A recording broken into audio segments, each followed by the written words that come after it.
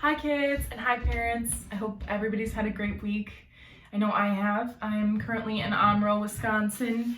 Just at our family's lake house getting some much needed rest and relaxation before I start semester 2 back up again tomorrow. It's all going to be online for the rest of the semester like a lot of things are. I hope kids, you're having a fun time on your Easter break or your spring break, I guess it's called now. And getting to spend some more time with mom and dad and your brothers and sisters if you have them. I hope that school's going great for you in this new homeschooling style. And without further ado, let's get started on our Sunday school lesson. Now, if you remember, last week we talked about how Jesus healed the sick, and this week we're going to talk about one of his most famous stories in the Bible. Now, this particular story is called a parable. A parable is an earthly story that has a heavenly lesson, and this particular one is called the Good Samaritan. This story takes place in the book of Luke, chapter 10, verses 29 through 37, and I'm going to read that for us.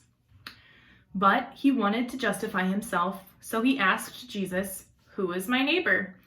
In reply, Jesus said, "A man was going down from Jerusalem to Jericho when he was attacked by robbers. They stripped him of his clothes, beat him, and went away, leaving him half dead. A priest happened to be going down the same road, and when he saw the man, he passed by on the other side. So too a Levite, when he came to the place and saw the man, passed by on the other side. But a Samaritan, as he traveled, came to where the man was, and when he saw him, he took pity on the man.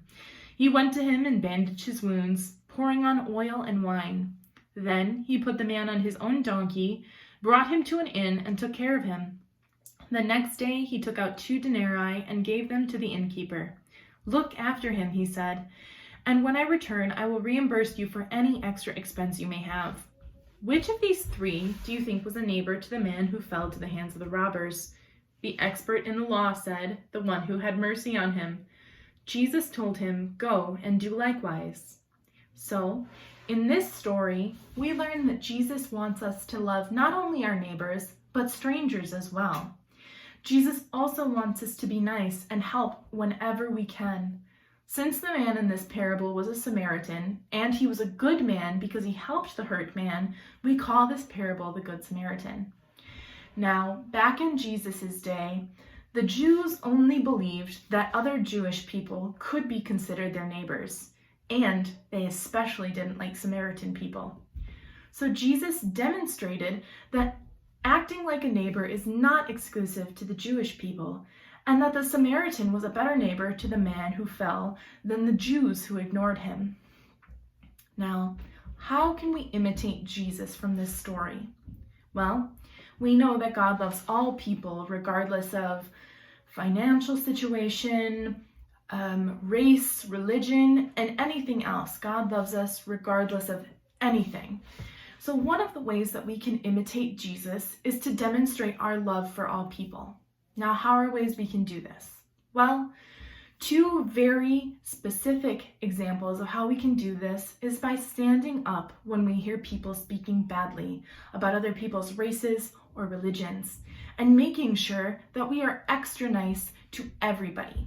That we reach out to the kids who maybe don't have as many friends at school, or we don't join in the other kids of making fun of people, and we help stand up for the kids that are getting made fun of.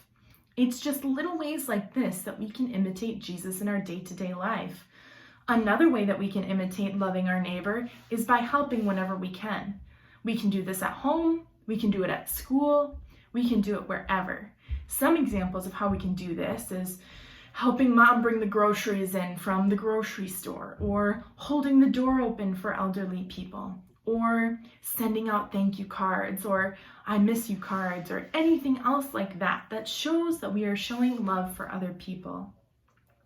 Now, last week, if you remember, we talked about how Jesus healed the sick, and how one of the ways that we talked about how we can do our part to imitate Jesus in that way is by remaining socially distant from people while we have this quarantine going on. And one of the projects that I gave you was to start drawing and coloring pictures, maybe writing cards for people that can't go out of their house and leave during this social quarantine. So I wanted to show you some of the artwork that my nieces have been coloring in while we've been social distancing. So we've got some really pretty colored pictures that we're gonna send out to my grandpa, who can't leave his house right now. Like, we have to go to the grocery store and do all that stuff for him. So if you guys want to send me any of the artwork that you guys are doing, feel free to email me. Or if parents need help deciding where to send them, if we need members from the congregation's emails or addresses, contact me or Jeff, and we can get you those addresses so we can send them out to some of our congregation members who might not be able to leave right now and get much social contact with other people. I hope everybody has a great rest of their week, and we'll see you next week. Bye.